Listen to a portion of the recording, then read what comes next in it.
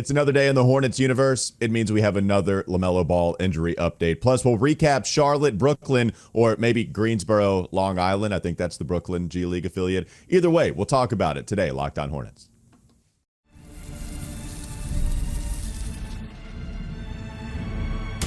You are Locked On Hornets, your daily Charlotte Hornets podcast. Part of the Locked On Podcast Network, your team every day. In a minute, cuz we live.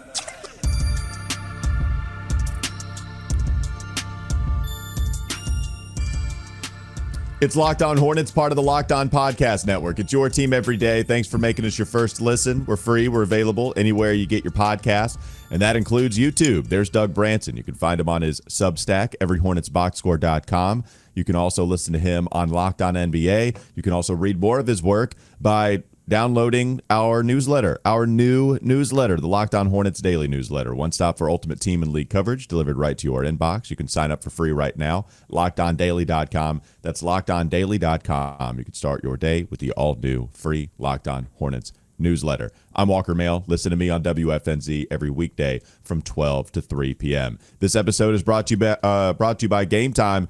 Game Time. Game Time. Download the Game Time app, create an account, and use code Locked On NBA for $20 off your first purchase. Your voice is deeper than mine today. I tell you, well, this happens. We call this, what do we call it? Is the solstice? What do we call it? No, the equinox. It's our vocal equinox. The equipod is what we had the same exact conversation where that exact back and forth took place, and then I eventually ended on equipod. This is deja vu. It really is. Well, it happens twice a year when my voice, because of sickness, because I have a baby, it descends down to the level of Walker Mail, and we match tones. Yours never comes up. I'm waiting for yours to come up one day. Somebody just needs to get a solid kick to the groin right before the show. Kick and then to the you know what. Yeah. Gosh. All right, let's move on. I can't even get that high. Not that high. I can't. I can't. I'm trying. Yeah, that's Willie P. Shout out to Willie P, or as we call him, Steamboat Willie P. That's what we like to call him at WFNZ. So we'll get to the Hornets game, even though it was, again, it was a G League affiliate. I did check, by the way, for people at the edge of their seat. The Nets G League affiliate is Long Island. It's the Long Island Nets. So we saw both of those teams last night. But there is another LaMelo Ball injury update. Hornets star guard LaMelo Ball will be reevaluated in 1 week. It's not 2 weeks. Already good news. Woo! LaMelo Ball will be reevaluated. He'll be reevaluated in 1 week after an MRI on Wednesday confirmed a left ankle sprain. But Ball, at 23 years old, he does have a history of ankle injuries since being drafted by the Hornets with the third pick in 2020. He's missed 158 games during his NBA career due to injury. Ankle sprain, okay.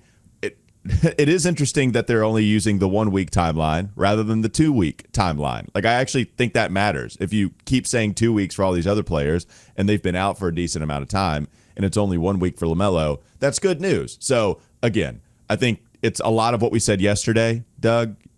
We do have confirmation, the MRI and the initial x-rays. They tell the same story. He's only out right now. He'll be reevaluated for 1 week. I think, given the circumstances, probably as good of news as we could ask for. Yeah, so I think this indicates that it's some mild sprain that, I think he probably could come back even sooner, but I bet they're just being more cautious with it, right? I probably. Think if the Hornets were competitive, if they were in line for some kind of postseason, if that were even the expectation, let alone the actual performance on the floor that matched it, then I think we'd probably see him back in a game or two. Instead, he'll probably miss 4 or 5. It's unfortunate for home fans because a lot of those are going to be home games. Maybe he ends up playing, like the 1 week evaluation time would be Wednesday the 5th against Milwaukee, and then there's only one more home game after that against San Antonio on Friday. So it's unfortunate for fans that want to go out to the Spectrum Center and see the best player on the team.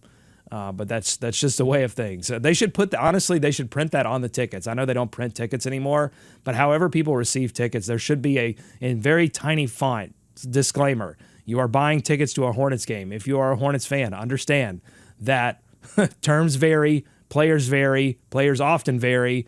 there are a lot of injuries. I mean, everything is updated now within your phone, so you have to have the Hornets app anyway. So there could just be a notification as soon as you buy a ticket. There just could be a disclaimer. Players you love might not be suiting up tonight. And okay, do you still want to go through with this purchase? Yeah, just give you a disclaimer, and then you can move on from there. So if the final disclaimer is, if you see the starting lineup for more than 5 games, call a doctor. Because that's what's been happening. In more than 4 hours, too. Honestly, we could just do the 4 hours thing there. If you look at the schedule for Charlotte, they have the Clippers on Friday, Denver Saturday. So you're facing the best player in the league, even if it is at home, the second night of a back-to-back. That can't bode well for Denver, especially without LaMelo Ball, if he's going to be reevaluated in a week's worth of time. You have Washington Monday, Milwaukee Wednesday, San Antonio Friday, February 7th. And then they'll start their road trip. So it's going to be a lot of losing. I wonder what the Hornets are going to do against Washington, if it's going to be a similar situation to what we just saw against the Nets last night, where this is a chance for the Hornets to rest everybody. And they did. If there was any injury designation they could give you, if there was a feasible injury designation they could give you, they held you out. So Miles Bridges didn't have one. He's been healthy like he has been for much of his NBA career. Miles Bridges, hey, shout out going out there once more, because, it's just not playing with your core, right? Like, even Miles said it in that interview. Miles was like, we just haven't had a lot of time together. Same thing, Mark out, Cody Martin out, like even some of your depth pieces weren't suiting up. So, yeah, it was going to be a brutal game to watch. Nets had a lot of guys out too, but they still end up winning. So let me track back before I dig into the depths of this Brooklyn game. On the LaMelo front, really quickly, I would not be surprised if after a week evaluation, they look at it, it's not responding 100%, and they look at 4 games before the All-Star break, and they say, can it? I would be very surprised at this point if we saw LaMelo Ball in the All-Star game. I'm not counting it out entirely. We won't know until Thursday if he makes the reserves list. But then even if he does, or if he's an injury designation, I'm not sure that it makes any sense after this latest ankle injury to test it. But all I'm saying is I wouldn't be surprised at that, and I'm not going to be discouraged if after a week they're like, nah, he's not ready. We're going to wait till after the All-Star break. I'm not going to freak out. I'm in non-freak out mode about this. I think long-term, obviously there are concerns when a guy who has a bunch of ankle injuries has another ankle injury, even if it's mild, because now you're just sort of waiting. Like, my car battery just died, and I had to take it to the shop, and when I got it from the shop and I'm bringing it back home, the first thing I'm thinking of is, like, when is this battery going to die, right? Mm-hmm. Like, it's just that once the one thing breaks, then you start thinking about the next break. But other than LaMelo continuing to work on his body, I mean, he's already wearing the ankle braces. I mean, I don't know, him and his trainers need to get together in the offseason and say, what more can we do to prevent these kinds of things from occurring, or at least decreasing the time spent on the bench. On the Miles thing, I wonder if missing an entire season of basketball really just kind of sits in his head. Like, I don't want to sit. Even if you're telling me I can sit, I don't want to sit because I don't know, I had a whole season of basketball that I didn't get to play, and so now I just want to play. I wonder if that factors into it at all. Yeah, and we've given credit to Miles on court all season long, like what he's been doing. 13 rebounds last night, just suiting up, going to work. This is what he's doing. This is what he's been doing. He's been playing really hard. Again, whether you're up, whether you're down 20, whether you're down 30, it's Miles hitting the floor for loose basketball. So Miles Bridges, again, suiting up, and he was the leading scorer. If it wasn't going to be him, it'd be surprising to see anybody else unless Nick Smith Jr. got real hot, but I can't imagine. He did not. Yeah, he did not. He did not. He went 0 of 7 from deep. We can get more into that. Coming up next on the Locked On Hornets podcast. Bees everywhere! We'll give you some more observations on the game last night, again, between the Nets and the Hornets, why the Hornets lost by 20, and some of the individual performances that were had. That's still to come on Locked On Hornets.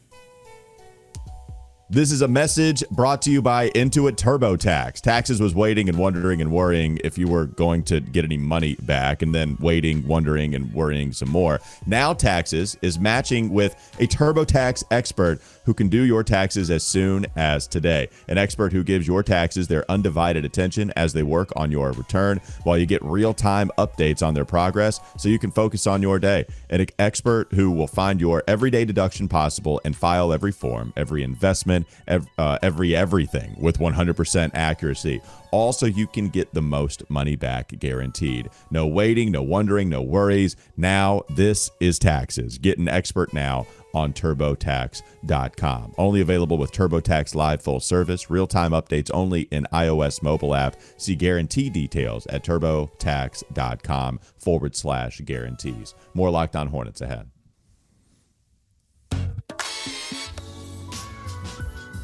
You just want to dive right on into Nick Smith Jr., who's been getting an increased role with some of the injuries. He'll continue to get one with Brandon Miller out the rest of the season. So even with LaMelo in the lineup, NSJ is going to have his opportunities, but especially with LaMelo out and Trey Mann out, right? So Nick Smith Jr., whether it's off the bench or whether it's been starting, like that's what's been going on here recently, getting the opportunities. Only 2 points last night, 1 of 10 from the field, 0 of 7 from 3, only a couple of assists. 3 turnovers, probably his worst game since he's gotten increased time here. Doug, what were your thoughts on Nick Smith Jr.? I mean, that's crazy. He's a scorer, 2 points, and he took 10 shots. Like that's nuts. Yeah, didn't get to the free throw line at all. You know, every game has a story, and there's a player or two that tend to like embody that story. And I think Nick Smith Jr., you can throw KJ Simpson in there, who also shot 1 of 10 from the field. The Hornets, I thought early on in this game, did a lot of things that looked Hornetsy. I mean, I think they were, switching a lot on defense. That's been the big thing that's turned their defense from last in the league to, somewhere in the like 17 to 14 range in the league. So that looked good, but they didn't have the size to compete with. Even though Brooklyn was throwing out a lot of G League players like the Hornets were, they still had Ben Simmons. They still had D'Lo, and then across the board, they had size. So that's where, like, you can put G League player versus G League player, but if one team has bigger players, it's going to be more difficult in certain areas of the game. And then offensively, the offense, shot making, they just couldn't do it. And I thought they were running some stuff that looked, again, like functional. Like, oh, yeah, I could see LaMelo and Mark and all these different guys running that same kind of thing. They were executing that. It's just when they got the open shots, they weren't going down. And particularly for Nick Smith Jr., I thought he had an open 3 in the second quarter that didn't go down. And then he followed that up with an even worse brick. And I could just see it. I was like, this guy's, he's out of rhythm. He's in his head. And he didn't sort of know where to be on defense after that. Like, it was just one of those games where I think things start to spiral on you, and maybe the pressure. Nick Smith Jr. going into this game knowing, hey, I've been starting. And now not only am I starting, but I've got to like be a featured player here. Like me and Miles, we got to carry this thing. And I wonder if just some of the pressure bubbling up there got to him.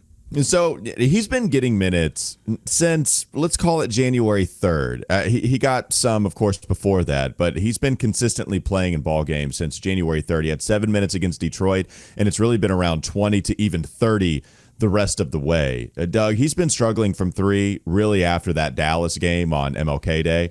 Memphis 1 of 5, Portland 2 of 10, New Orleans 1 of 5, Lakers 0 of 4, Brooklyn 0 of 7. Lots of missed shots from distance. I think the 3-point shot is something that's going to be interesting for Nick, because I do think he can get to his spots inside the 3-point line, but he's just not hitting it at an accurate enough rate. And he was shooting well. Like it was, sometimes these things happen in bunches. It was the 5 of 8 performance against Dallas. He was 3 of 7 against Chicago. And then even earlier in the month, there was a 4 3-pointer game against Cleveland, but just has been cold, ice cold from distance.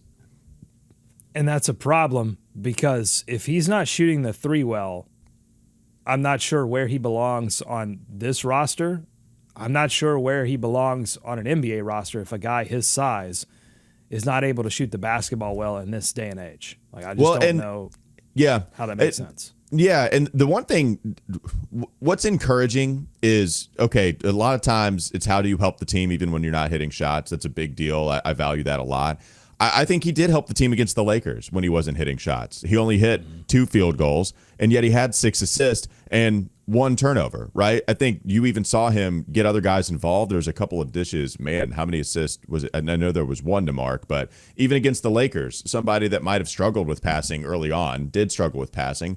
You've seen a couple of handful assist games for NSJ. Like, I think what we're seeing is from Summer League to where we are now with Nick Smith Jr., like we're seeing a like steady incline.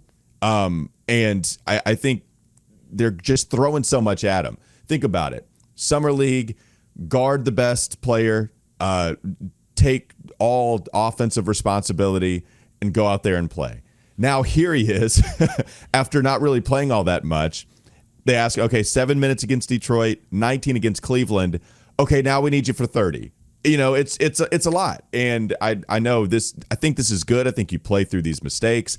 Yeah, I think it's worthwhile for the Hornets to see this through. Of course, unless there's a package you warrant worthy enough to go ahead and send him out. But like I'm pleased with what we're seeing from Nick Smith Jr. Bad game, right? Totally. But if we're just talking about overall what we've seen from him, I do think he's starting to do some things a little better. Even defense. I think he's playing better defense this year compared to what we've seen prior. So we'll see. Yeah, for sure. I think he's done enough where the organization can say, all right, let's see what he does this offseason. Let's see what kind of player comes back to us next season. Like I think there's been an obvious amount of development that you could say that. But I think oftentimes there are these games where you see if a guy who's been playing well with talent around him, what he can do when some of that talent drops off. And that, to me, is a determining factor between, is this player going to be someone that you can count on, like, and run some offense through in the future, or is this guy just simply a role player? And I think we've had a couple of these games where I'm just more convinced that Nick Smith Jr. tops out as a sort of mid-level replacement role player. But if he's not hitting 3-point shots, he almost becomes unplayable. Yeah, got to hit 3-point shots. You ask an interesting question. That question can also be applied to another younger player on this roster. Coming up next on the Locked On Hornets podcast. Bees everywhere! Or maybe not on this roster. Not last night, anyway. Tidjane Salaun. Everybody got some run against the Nets in the Tankathon, but Tidjane was still playing in Greensboro. What do we make of that? That's still to come here in the last segment of Locked On Hornets.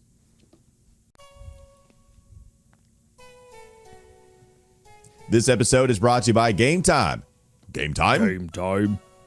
Yeah, that's good. Attending NFL playoff games is an unforgettable experience that brings fans together. Game Time has a new feature called Game Time Picks that makes getting tickets for events even easier, and it also filters out the fluff to show you only incredible deals on great seats, so you don't have to waste time searching through thousands of tickets anymore. You could use Game Time Picks to find tickets for an upcoming NFL playoff game. Browsing through deals, it's simple. You can find great value for all kinds of seats around the venue, and the super deal is especially impressive, offering the best value for the event. The app's features like seat views before you buy and all-in pricing with no surprise fees at checkout. That makes the experience smooth and reliable. Plus, the on-time ticket delivery and lowest price guarantee can give you a peace of mind. Take the guesswork out of buying tickets with Game Time. Download the Game Time app, create an account, use code LOCKEDONNBA for $20 off your first purchase. Terms apply. Again, create an account, redeem code LOCKEDONNBA.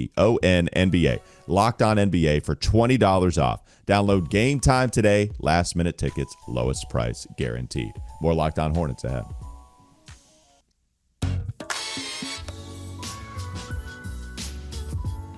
The Equivox.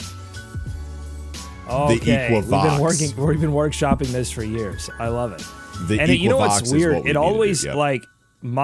I feel like when I get sick now, it comes in these sort of not waves, but it has levels. And so like yesterday, all my energy came back. I felt better. But then today, like the bottom drops out of my voice completely. And I feel like that aligns with how I've been getting sick recently. When you have a baby, by the way, you can do these kind of scientific studies because you get sick every other week. Mm-hmm. Yeah, I do not have a baby. I have a beagle, and it's not the same. No. Sometimes it's the same, but it's not the same.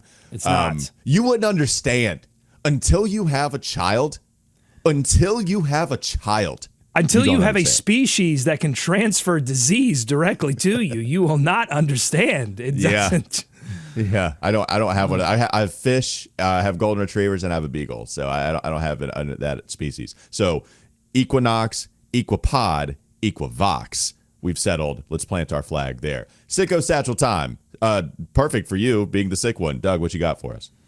Yeah, CT of the 11th Higgins Division wants to know feelings on Tidjane Salaun currently. And I should note this was written last week, so he's not really referencing this game. But he says, feelings on Salaun currently. Young, of course, but he can be molded into a serviceable, but can he be molded into a serviceable 3-and-D guy, or is there more there?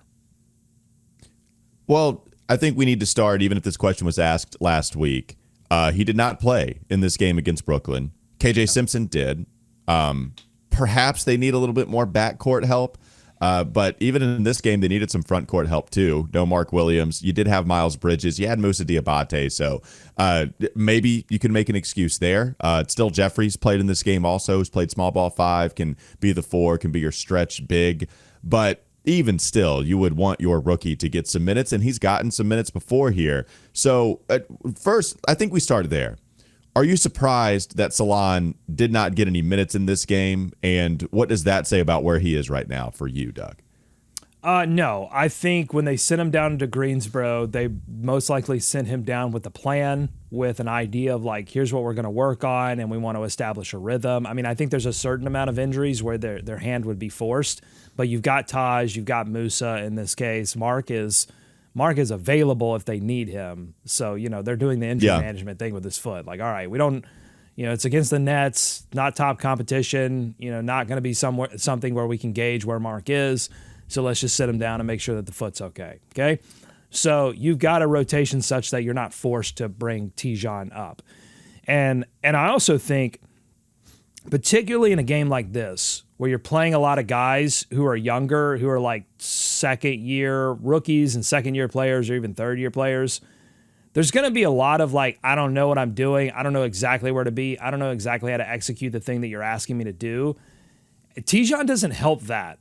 In fact, he would be participating in that. And so I think if you're looking for Tidjane to learn something, he's best going to learn something when there is when he's playing with, like he did early in the season, when he's playing with a healthy roster full of players who know exactly what they're doing, what they're supposed to be doing. So I think that's why it benefits him more to be down in Greensboro right now than it does in Charlotte. Although I will say there's going to come a point post-trade deadline, post-All-Star break, when Tidjane will get minutes with this team again as they continue to evaluate his progress. But sometimes you want to put a guy, sometimes you got to put a guy down in Greensboro, let him do a plan, let him learn some stuff, and then put him back in the NBA at a certain time where you can make that evaluation. And I bet it's just not that time for the Hornets yet. Charles Lee talked about Nick Smith Jr. going down to Greensboro this year, getting some confidence back, hitting a bunch of shots, coming back to the NBA and having the confidence to play his game. Yeah, of course, that we're talking about this after a bunch of missed shots, but remember, we have seen plenty of hit shots from NSJ. So he talked about that. It's not happening for Salaun right now, though. So I wonder if there was this plan to possibly bring him back if he plays these 4 games that he has in the G League and he shoots 45% from the field. He gives you something to the tune of 37% from 3 on a lot of volume, and he looks comfortable. Do you bring him back for a game like this, or are you waiting to bring him back to Charlotte after a monster game? And we just haven't seen very good stats from him, Doug. You look at the 4 games that he's played in Greensboro, he's averaging about 10 points per contest, under 40% from the field, 39% to be exact. That's on 14 field goal attempts, by the way, shooting a lot. 7 3-point attempts, 26% from 3. It's not good. Not good. So, look, it doesn't mean that we need to give up on him, right? Me, I'll hold on to hope for some of these rookies for a while because I do think it takes some time to season for these younger guys. Same thing with Salaun. Same thing for him being this really raw type of prospect. I would like for him to destroy the G League like everybody else does when they go down there. KJ, Nick Smith Jr., Mark Williams, Dwayne Bacon, Devontae Graham. We've seen this with even guys that eventually don't make the roster. They go out and they just destroy. And it's not happening for Salaun. I think his game is a little different. It's not, here's the basketball, go cook, young fella. That's not his game. But I'd like to see the shots go in at a higher rate. He is rebounding, which is nice. But, yeah, just numbers aren't good. Yeah, over a steal a game too, 1.3. Look, for me, to go back to CT's question, like, can he be molded into a serviceable 3-and-D guy? Yes. I mean, I think that's what they're trying to do. I think that's sort of step one. Like, let's get this guy into a 3-and-D sort of thing. He gives us size. He gives us, that tenacity, that intensity. He can run the floor. Yes, that would be fantastic. I think that's step one. And then, over the next, I would say 3 seasons, you're going to look for either performances in the NBA or time in the G League where you look and say, okay, he's starting to be able to do it with lesser talent. Hey, maybe there's something here. But I mean, we always knew this was going to be long term. And I think some of the 3-point shots that went in early in the season maybe got us a little excited, maybe got us a little ahead of ourselves. But this is when you take a project, this is the deal. And it's not going to be, the progress is not necessarily going to be linear. There are going to be sort of these, troughs and areas where he looks really good. So, yeah, I'm totally with you. I think until he looks like they want him to look in the G League, he's not going to be able to get back up with the main roster, particularly when the main roster is really kind of in shambles right now with injuries. Yeah. And playing with experienced players certainly is going to help him too, with guys getting him in the right spot. So, yeah, it'll be interesting to watch how they use Salaun as the season goes on. That'll do it for Locked On Hornets. Thanks for making us your first listen. We're free and available anywhere you get your pods. That includes YouTube. There's Doug Branson, a sick Doug Branson, everyhornetsboxscore.com. You can check him out on his Substack, but also listen to him on Locked On NBA and that deep, soothing voice alongside Matt Moore and Hayes. I'm Walker Mail. Listen to me on WFNZ every weekday from 12 to 3 p.m. Have a great rest of your day. We'll be back with you tomorrow. Oh, hey, I'm back.